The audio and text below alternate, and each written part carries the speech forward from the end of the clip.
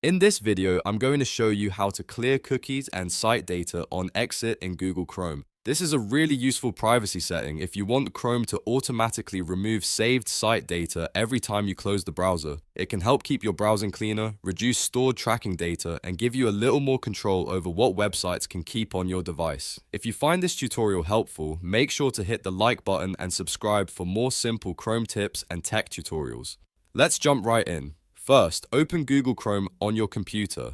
Once Chrome is open, look to the top right corner of the browser window and click the three vertical dots menu. This is where most of Chrome's settings and tools are located. From the menu, select Settings. This will open the Chrome settings page in a new tab. On the left-hand sidebar, click Privacy and Security. This section controls your browsing privacy, permissions, and site-related data settings. After that, in the main panel, click Site Settings. This is where Chrome lets you manage things like cookies, notifications, camera access, location permissions, and stored website data. Next, scroll down until you reach the content section. If you don't see everything right away, keep scrolling carefully because this section can be a little far down the page. Once you find it, click Additional Content Settings to expand the extra options. This will reveal more detailed controls for content and data behavior in Chrome.